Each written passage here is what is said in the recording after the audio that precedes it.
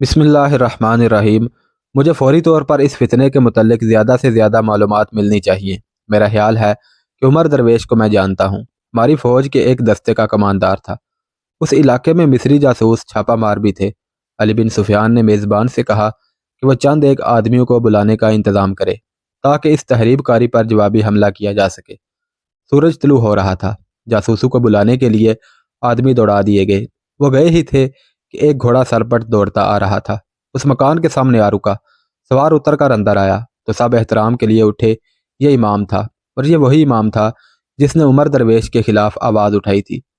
لوگ اسے دھکے دیتے چلے گئے تھے۔ پھر رات کو اس پر دو نامعلوم آدمیوں نے قاتلانہ حملہ کیا تھا۔ امام وہیں سے واپس آ گیا تھا۔ اسے معلوم تھا کہ مسلمانوں نے اس گاؤں اور اس گھر کو جاسوسی اور دیگر سرگرمیوں کا خفیہ مرکز بنا رکھا ہے۔ امام اپنے گھر گیا اور گھوڑے پر سوار ہو کر اس گاؤں کو روانہ ہو گیا۔ یہ امام اس پر یقین رکھتا تھا کہ عمر درویش شعبدہ باز ہے۔ وہ اس گاؤں میں رپورٹ دینے اور شعبدہ بازی کے خلاف کارروائی کرنے کے لیے مدد لینے آیا تھا۔ آگے علی بن سفیان بیٹھا تھا۔ امام علی بن سفیان سے واقف نہیں تھا۔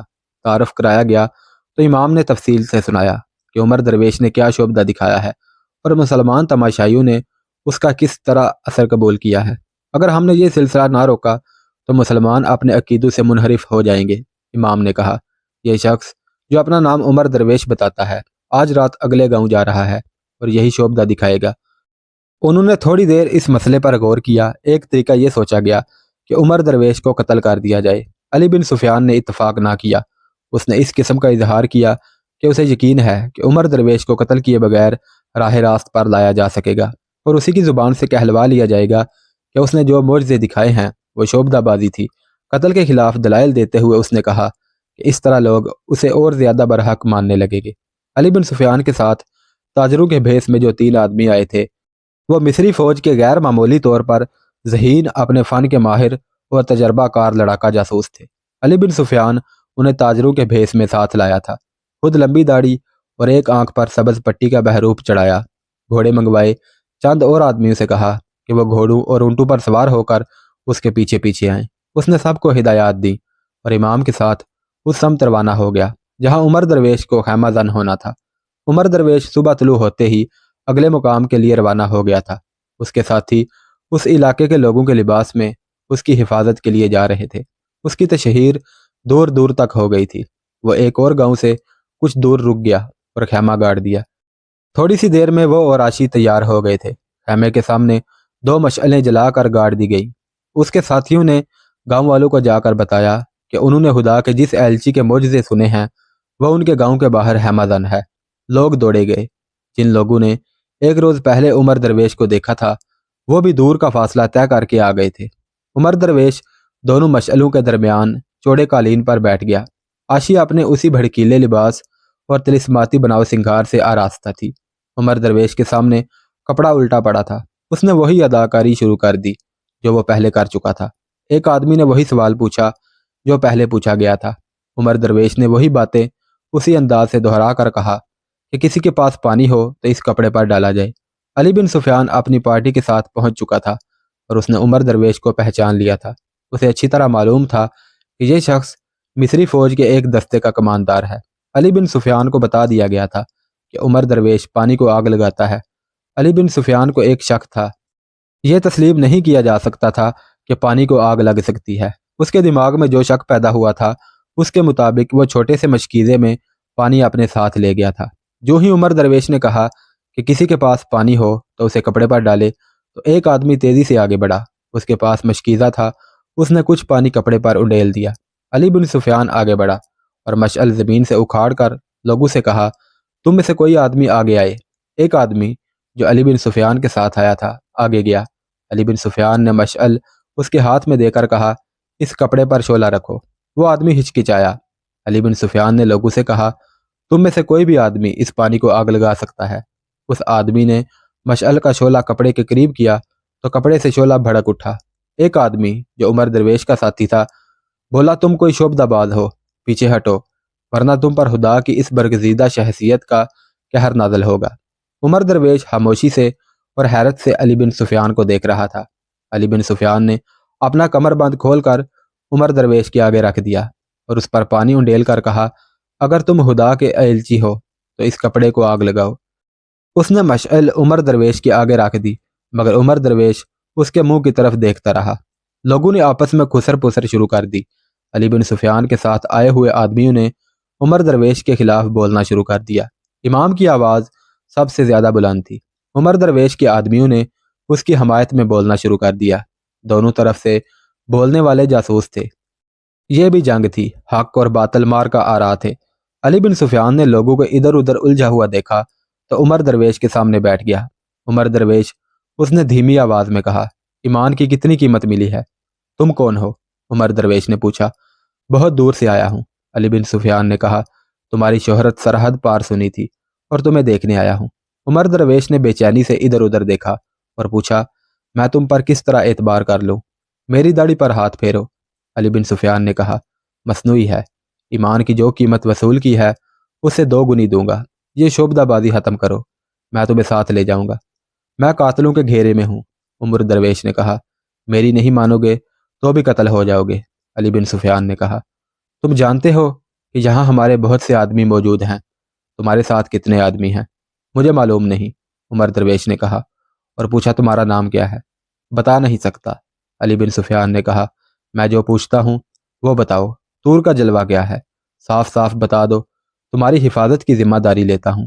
جب اٹھو گے تو اپنے دائیں طرف دیکھنا۔ عمر درویش نے کہا، اونچی پہاڑی کے آگے ایک اونچی چٹان ہے، ایک بہت بڑا درخت ہے، شام سے ذرا بعد وہاں اپنے آدمی چھپا دینا۔ جس طرح پانی کو آگ لگنے کا بھید جان گئے ہو، طور کا جلوہ بھی جان جاؤ گے۔ مجھے موقع دو کہ یہ تماشا دکھاؤں۔ تم وہاں سے شعلہ نہ اٹھنے دینا۔ میرے فرار کا اور میری حفاظت کا فرض تم پورا کرو گے۔ بس میری شعبدہ بازی یہی ہوگی کہ یہاں سے نکل بھاگوں۔ مجھے اس حاق کو قید خانے سے آزاد کرانا ہے۔ اٹھو اور اعلان کرو کہ رات کو طور کا جلوہ دکھاؤں گا۔ علی بن سفیان کی جگہ کوئی اور آدمی ہوتا تو وہ عمر درویش کی یہ ادھوری سی بات نہ سمجھ سکتا۔ علی بن سفیان اسی میدان کا کھلاڑی تھا، وہ اشارے سمجھ لیتا تھا۔ اس نے اٹھ کر اعلان کیا، خدا کا یہ برگزیدہ انسان رات کو طور کا جلوہ دکھائے گا۔ میں نے اس کی بات سمجھ لی ہے، تم سب چلے جاؤ، شام کے بعد آنا۔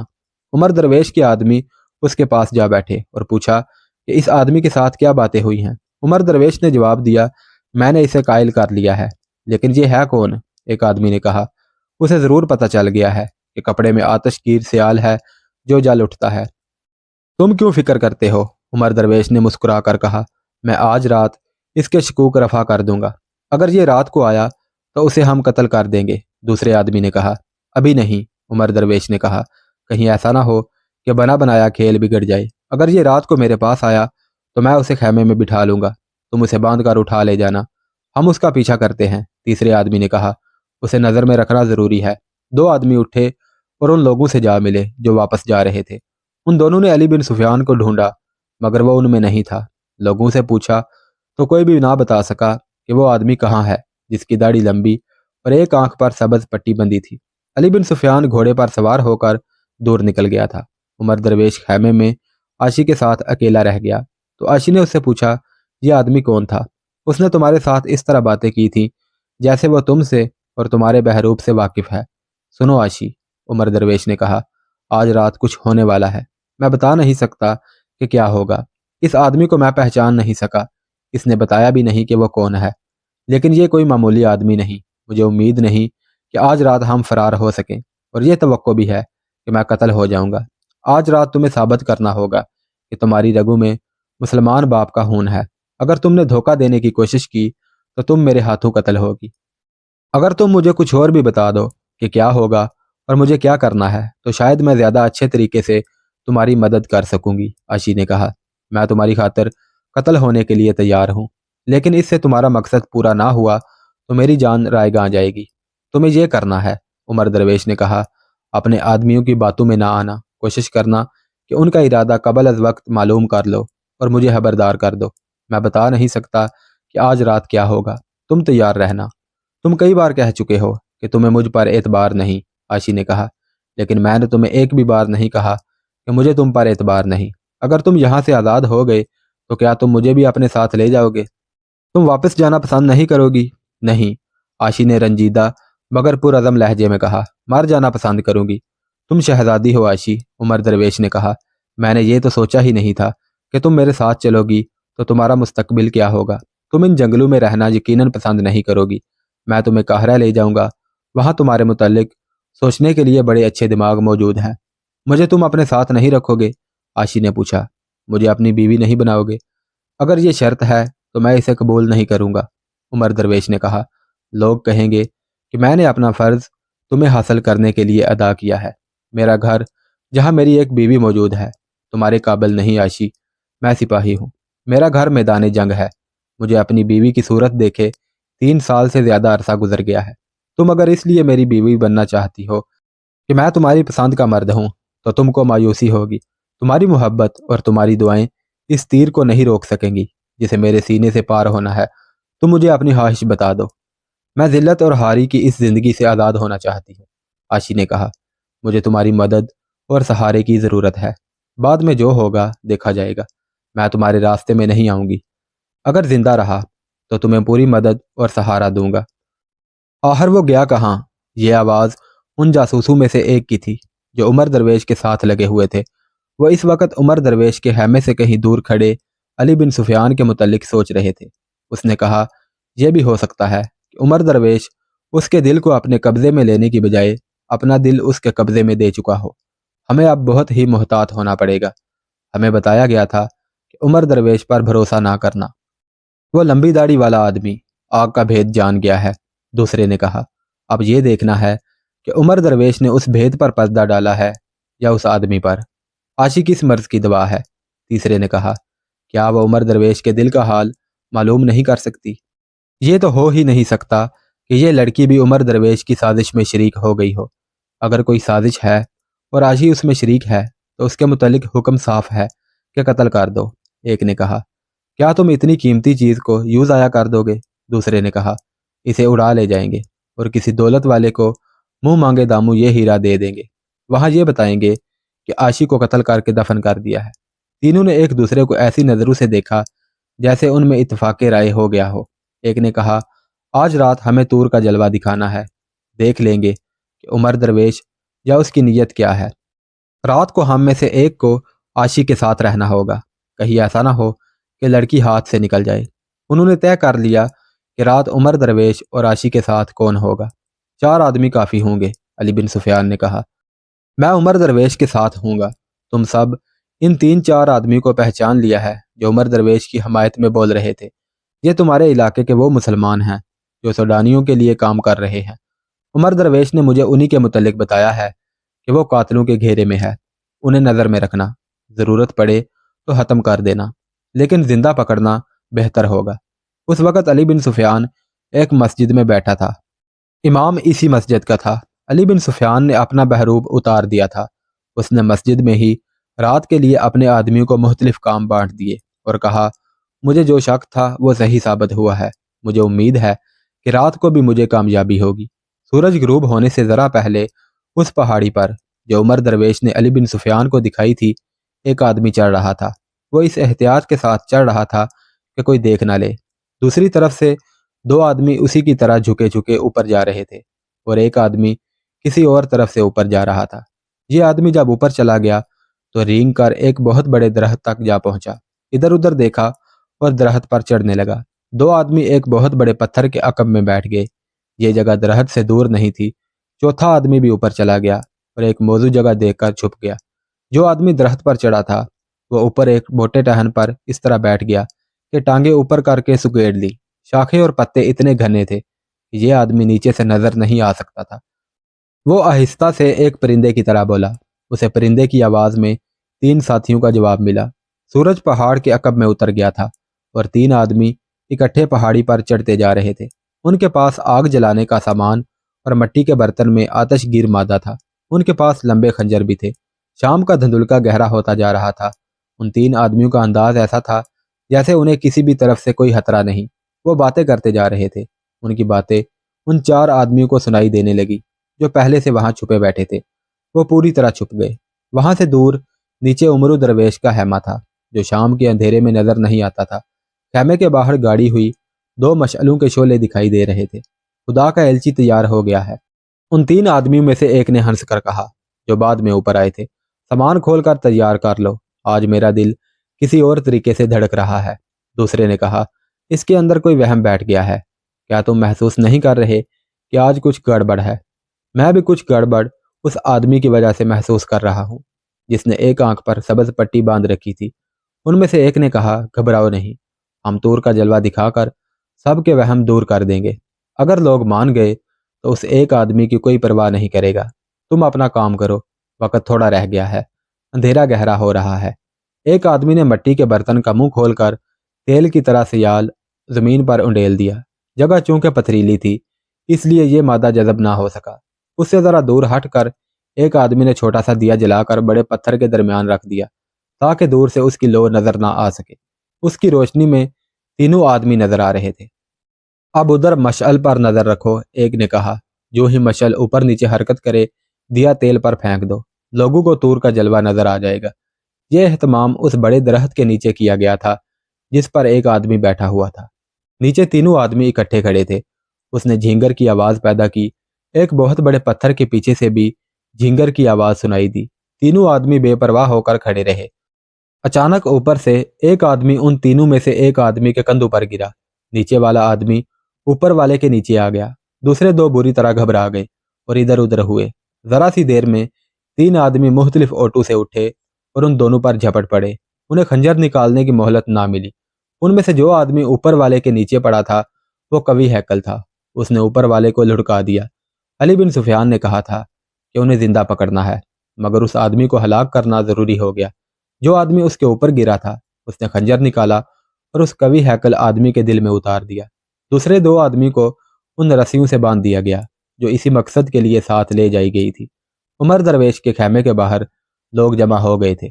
उनमें अली बिन सुफियान भी था और उसके साथ मिस्री फौज के छापा मार भी खासी तादाद में मौजूद थे जो इस इलाके में मुख्तलिफ बहरूपों में रहते थे। उन्हें दिन के दौरान इकट्ठा कर लिया गया और बता दिया गया था कि उनका मिशन क्या है। उनमें चंद एक घोड़ों पर सवार थे। उनके पास हथियार भी थे। लोगों में उमर दरवेश पर नजर रखने वाले और उसकी मदद करने वाले सूडानी जासूस भी थे। उनकी तादाद 5-6 से ज्यादा नहीं थी। अली बिन सुफियान ने उन्हें पहचान रखा था। वो भी मरने मारने के लिए तैयार होकर आए थे, लेकिन उन्हें यह अंदाजा नहीं था कि उनके मद्दे मुकाबल कितने आदमी हैं। आशिया अपने महसूस तिलिस्माती लिबास और हुलिये में बाहर निकली।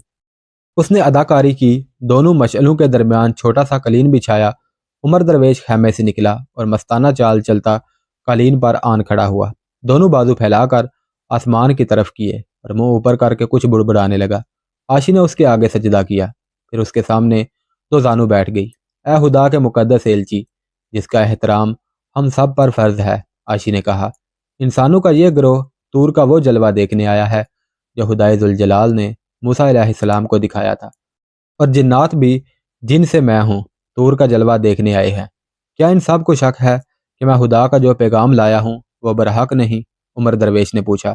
अगर गुस्ताही माफ हो तो मुझे बख्श देना ए खुदा के भेजे हुए पैगंबर, एक आदमी ने कहा। तूर का जलवा दिखा, हम गुनाहगारों के दिलों से सारे शकूक निकाल दें। अली बिन सुफियान ने उस आदमी को देखा। उसे वो पहचानता था। वो उमर दरवेश के साथ का आदमी था। हाँ मुकद्दस हस्ती, अली बिन सुफियान ने आगे आकर कहा, हम शक में हैं। हमें तूर का जलवा दिखा, और अगर ये लड़की जिन्नात में से है तो इसे कह कि थोड़ी सी देर के लिए गायब हो जाए, फिर सारे शक खत्म हो जाएंगे। उमर दरवेश ने दरख्त वाली पहाड़ी की तरफ इशारा करके कहा, उधर देखो, अंधेरे में तुम्हें कुछ भी नजर नहीं आ रहा। उसने जमीन से एक मशअल उखाड़ी और बुलंद की। उसने ऊंची आवाज में कहा, खुदाए जुल जलाल, तेरे सादा और जाहिल बंदे शकूक के अंधेरों में भटक रहे हैं। उन्हें वही जलवा दिखा जो तूने मूसा अलैहिस्सलाम को दिखाया था और जिससे फिरौनों के निशेमन को जलाया था। उसने मशअल दाएं बाएं लहराई, फिर ऊपर करके नीचे की, मगर पहाड़ी पर कोई शोला नमूदार ना हुआ। उमर दरवेश ने एक बार फिर मशअल को ऊपर से नीचे को लहराया, मगर पहाड़ी पर छोटा सा शरारा भी ना चमका। पहाड़ी पर उमर दरवेश का एक आदमी मरा पड़ा था और दो रस्सियों से बंधे हुए थे। वो अली बिन सुफियान के 4 आदमियों के कब्जे में थे। उन्हें वहां से उमर दरवेश की मशअल की हरकत नजर आ रही थी। किसी ने कहा, आज किसी को तूर का जलवा नजर नहीं आएगा। सब ने कह कहा लगाया, आज तूर का जलवा नजर नहीं आएगा। अली बिन सुफियान ने बुलंद आवाज से कहा। वो उमर दरवेश से मुहातिब हुआ, उमर दरवेश, अगर तू आज पहाड़ी से शोला उठा दे तो मैं खुदा की बजाय तेरी इबादत करूंगा। एक आदमी ने खंजर निकाला اور علی بن سفیان کی پیٹھ کی طرف سے آگے گیا۔ وہ 2-4 قدم آگے گیا ہوگا کہ پیچھے سے ایک بازو اس کی گردن کے گرد لپٹ گیا۔ کوئی بھی نہ دیکھ سکا کہ ایک آدمی خیمے کے عقب سے خیمے کے اندر چلا گیا ہے۔ اس نے خیمے سے عاشی کو پکارا۔ عاشی اندر آ گئی۔ فوراً نکلو، اس آدمی نے عاشی سے کہا، ہمارا راز فاش ہو چکا ہے۔ یہ آدمی جس نے کہا ہے کہ آج طور کا جلوہ نظر نہیں آئے گا، یہاں کا آدمی معلوم نہیں ہوتا، یہ مصر سے آیا ہے۔ ہمارا ایک ساتھی پکڑا گیا ہے، یہاں کے مسلمان جنگلی اور وحشی ہیں، ہو سکتا ہے یہ عمر درویش کو قتل کر دیں۔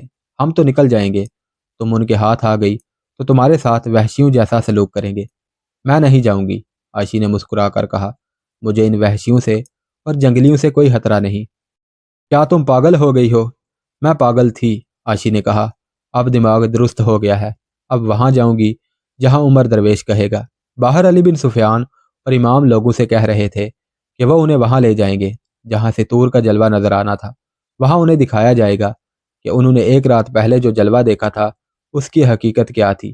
علی بن سفیان کے چھاپا ماروں نے لوگوں میں سے 3 آدمیوں کو اس طرح پکڑ لیا تھا کہ کسی کو پتہ نہ چل سکا۔ ان کے پہلوؤں کے ساتھ خنجروں کی نوکیں لگا کر انہیں الگ اندھیرے میں لے گئے اور ان پر قابو پا لیا گیا تھا۔ عمر درویش ابھی وہیں کھڑا تھا۔ خیمے کے اندر ایک سوڈانی جاسوس عاشی کو بچانے کے لیے اسے ساتھ لے جانا چاہتا تھا، مگر عاشی اسے انکار کر رہی تھی۔ وہ آدمی حیران تھا کہ لڑکی انکار کیوں کر رہی ہے۔ وہ بار بار یہی کہتا تھا کہ مسلمان جنگلی اور وحشی ہیں۔ عاشی نے کہا، تم بھی مسلمان ہو، میں بھی مسلمان ہوں، میں اب اپنی قوم کو چھوڑ کر نہیں جاؤں گی۔ باہر گل گپاڑا بڑھتا جا رہا تھا۔ اس آدمی نے لمبا خنجر نکال لیا اور عاشی کو قتل کی دھمکی دے کر ساتھ چلنے کو کہا۔ عاشی نے تلوار ایسی جگہ رکھی ہوئی تھی جہاں سے فوراً نکالی جا سکتی تھی۔ عمر درویش نے اسے کہہ رکھا تھا کہ ہتھیار ہر لمحہ تیار رہنے چاہیے۔ عاشی نے لپک کر تلوار کھینچ لی اور کہا، ہم دونوں میں سے کوئی بھی باہر نہیں جائے گا۔ ایک مرد کے لیے یہ بہت بڑا چیلنج تھا کہ اسے ایک عورت للکارے۔ وہ جان گیا کہ یہ معاملہ گڑبڑ ہے اور اتنی قیمتی لڑکی ہاتھ سے جا رہی ہے۔ اس کو قتل کرنا یا اڑا لے جانا ضروری ہو گیا تھا۔ اسے توقع نہیں تھی کہ عاشی تیغ زنی کی سوجھ بوجھ رکھتی ہے یا نہیں۔ وہ خنجر سے اس پر حملہ آور ہوا۔ عاشی نے اس کے خنجر پر تلوار ماری۔ خنجر اس کے ہاتھ سے چھوٹ گیا لیکن خیمے سے ٹکرا کر اس کے قریب گرا۔ اس نے خنجر اٹھا لیا۔ عاشی نے اس پر تلوار کا وار کیا۔ وہ تجربہ کار تیغ زن تھا، وار بچا گیا۔ عاشی نے کہا، میرا استاد بھی وہی ہے جس نے تمہیں تیغ زنی سکھائی ہے۔ اس نے عاشی کا ایک اور وار اس طرح روکا کہ ایک طرف ہوا اور عاشی کے سنبھلنے تک اس کے اوپر آ گیا۔ اس نے عاشی کی کلائی پکڑی اور بولا، میں تمہیں قتل نہیں کروں گا عاشی، ہوش میں آؤ۔ عاشی نے اس کی ناک پر ٹکر ماری۔ وہ پیچھے ہٹا تو وار اس کے خنجر پر کر کے خنجر پھر گرا دیا۔ وہ وار بچانے کے لیے پیچھے ہٹا تو حیمے نے اسے روک لیا۔ اب تلوار کی نوک اس کی شاہ رگ پر تھی۔ عاشی نے کہا، میں مسلمان باپ کی بیٹی ہوں۔ اس نے نوک اس آدمی کی شاہ رگ میں دبائی اور بولی، بیٹھ جاؤ، ہاتھ پیچھے کر لو، میری طاقت میرا ایمان ہے، میں اب کھلونا نہیں۔